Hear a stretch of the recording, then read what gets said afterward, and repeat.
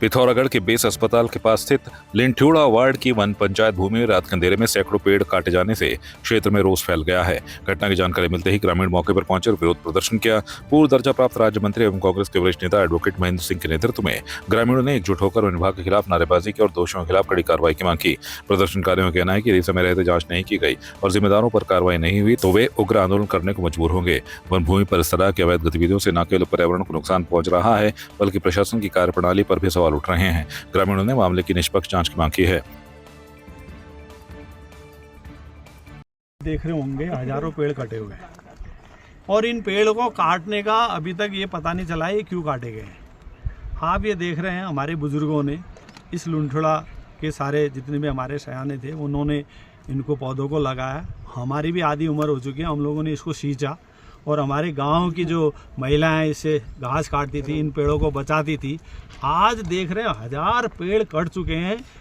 शहर के सबसे नज़दीक तमाम पर्यावरणविद इस पिथौरागढ़ में बैठे हुए हैं। कोई पेड़ लगाने के नाम पर, पुरस्कार के नाम पर चल रहे हैं, कोई किसी नाम पर चल रहे हैं, लेकिन ये हजारों पेड़ किसी को नहीं दिख रहे हैं। जल्दी से जल्दी जिस व्यक्ति ने, जिस संस्था ने ये पेड़ काटे उनके खिलाफ एक तो मुकदमा होना चाहिए, नहीं तो हम लुंठड़ा पुनेड़ी सारे गांव को लेके आने वाले समय में यहाँ पर प्रदर्शन करेंगे, जिला प्रशासन का घेराव करेंगे। तक गांव वालों ने देखरेख की, आज तक पेड़ बचाए हैं और हमें यह संज्ञान में नहीं आया कि किस हेतु ये पेड़ काटे गए और न हमें कोई सूचित किया गया है। और इसमें करीबन 500 से अधिक पेड़ काटे गए हैं और इसमें न हमको कोई बताया गया। अभी वन विभाग से जा रहे हैं, वो आनाकानी कर रहे हैं, वो कह रहे हैं राजस्व विभाग जाने हैं। ऐसे ही तो ऐसे नुकसान करने के बाद गांव वाले क्या करेंगे हमारे। और वन भूमि जो भी हमारी भूमि भी है, इसमें भी बिना हस्तांतरण करके वो गांव से अनापत्ति लिए जगह जगह वो अपना कब्जाया जा रहा है इन्होंने सरकार द्वारा। कहीं पे ये पुलिस चौकी बन रही है, हमने अलग जगह दी थी, आज यहाँ बन रही है बिना अनापत्ति के। गांव के कोई पूछा ही नहीं जा रहा गांव वालों को। लालकुआं में अपने आवास पर आयोजित प्रेस वार्ता में भाजपा के वरिष्ठ नेता एवं पूर्व विधायक नवीन चंद्र दुमका ने वक्फ संशोधन कानून को लेकर विपक्षी दलों पर जमकर निशाना साधा। उन्होंने कहा कि विपक्ष इस कानून को लेकर मुसलमानों के बीच भ्रम फैला रहा है, जबकि यह कानून गरीब और पिछड़े मुस्लिमों के हित में है। दुमका ने कहा कि यह संशोधन वक्फ बोर्ड की कार्यप्रणाली में पारदर्शिता लाने और अवैध कब्जों पर रोक लगाने के उद्देश्य से लाया गया है। उन्होंने दावा किया कि अमीर लोग वर्षों से वक्फ की संपत्ति पर कब्जा जमाए बैठे थे और अब उन्हें इस कानून से परेशानी हो रही है। वक्फ अमेंडमेंट बिल जो अभी संसद ने पास करके इसमें महामहिम राष्ट्रपति महोदय के दस्तखत भी हो गए और कानून बन गया है, वह एक तो समय समय पर जो है तुष्टिकरण की नीति के कारण दबाव में जो अमेंडमेंट किए गए थे उनको संशोधित करने का प्रयास है।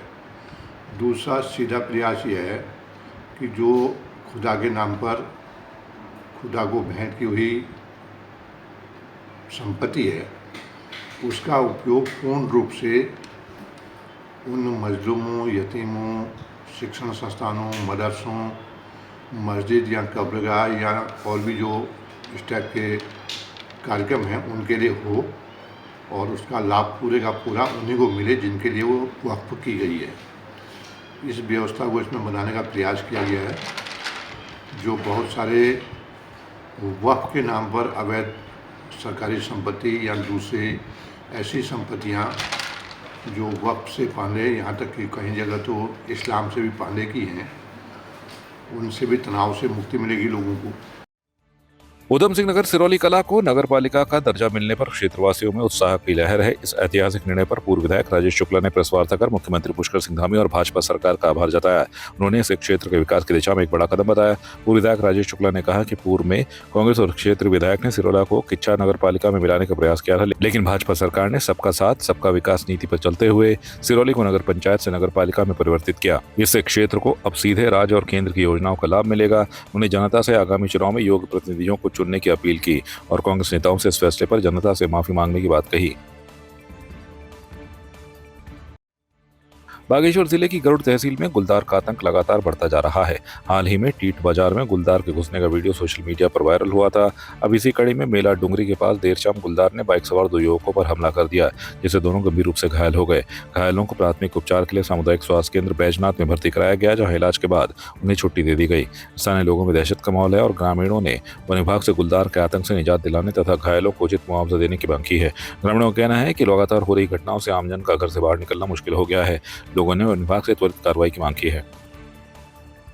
बाइक में जा रहे थे, वो डंगोली रोड से नीचे को आ रहे थे वो, तो उन्होंने मतलब मुझे कॉल आई कि बाघ का अटैक हुआ है, चोट लगी है। तो मैं जब आई तो मैंने देखा एक जने के तो पैरों में कट पड़ा होता, गहरा था थोड़ा, तो उसमें टाँके आए, हमने टाँके लगाए, टीटी और रेबीज़ का इंजेक्शन वगैरह लगाया। और एक और जना था, उनके पंजा लगा था, उन्होंने बोला, तो बहुत बच गए वो, बाल बच गए, वो चलती बाइक में ही लगी उनको चोट ना। तो एक बाघ था, उन्होंने जो घटना बताई कि एक बाघ बड़ा था, बाघिन थी वो, 2 बच्चे थे उसके, तो वो रास्ते से क्रॉस कर रहे थे कुछ है, तो अलर्ट हो गए वो, तब उन्होंने ऐसा डिफेंस में अटैक किया है।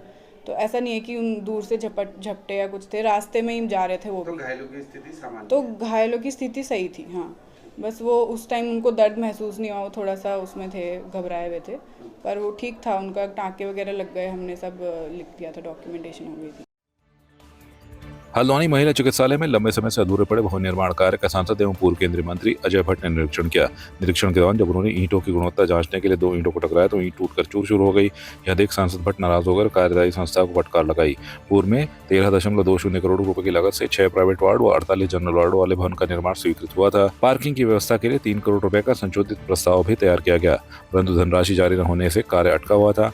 सांसद भट्ट ने इस मामले में चिकित्सा स्वास्थ्य सचिव डॉक्टर आर राजेश कुमार से दूरभाष पर वार्ता कर धनराशि शीघ्र जारी करने के निर्देश दिए। साथ ही निर्माण में उपयोग हो रही सामग्री की गुणवत्ता जांचने के भी सख्त निर्देश दिए।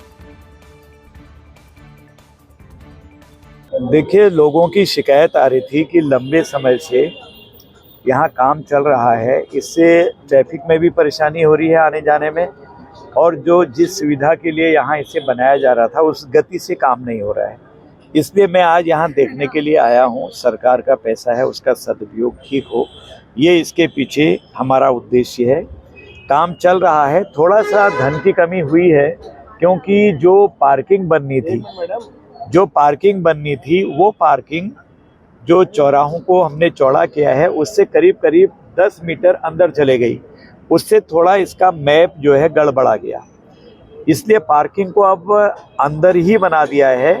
उसमें 14 करोड़ रुपए पहले करीब मिले हुए हैं, अभी 16 करोड़ रुपए आने बाकी हैं। तो उसमें भी मैं सेक्रेटरी साहब से, हेल्थ मिनिस्टर साहब से, मुख्यमंत्री जी से बात कर रहा हूं, वो भी रिलीज हो जाएगा। अब काम में और गति आएगी। सांसद जी ने ईंट इसलिए चेक करी कि कभी कभी डुप्लीकेट चीज़ें लगती हैं, तो ईंट मैंने उठाई, 2 टकराई तो टूट गई, तो उनका ये कहना है कि टेस्टेड ईंट है। तो मैंने जो हमारे इंजीनियर्स हैं उनसे कहा है, भाई अगर ऐसा होता है तब तो ठीक है, अगर नहीं है तो एक बार और टेस्ट कराएं, कहीं गलत काम तो नहीं हो रहा। अभी काम 16 करोड़ का होना बाकी। वो पानी से भिगोई हुई है, शायद उसने भिगा रखी है कहीं लगाने को टेक्निकली, क्योंकि मैं एक्सपर्ट नहीं हूँ, लेकिन टूटी है तो मैंने कहा है कि इसको दोबारा आप टेस्ट करवा लें। अगर एक बिल्कुल मैंने कहा है तो उसमें जाँच होगी, है भी मेरे पास इंजीनियर इधर, तो उसमें जांच जरूर होगी। अगर ईंट टूट रही है, क्यों टूट रही, टेस्टेड ईंट भी टूटती है या नहीं टूटती है, वो मैं टेक्निकल एक्सपर्ट नहीं होने के कारण से बता नहीं सकूंगा। देख लेंगे, और जो इंजीनियर इसको कर रहे हैं उन्होंने कहा है कि हम इसको तुरंत दिखवा लेंगे। आपकी इस पर क्या राय है, हमें कमेंट कर जरूर बताएं।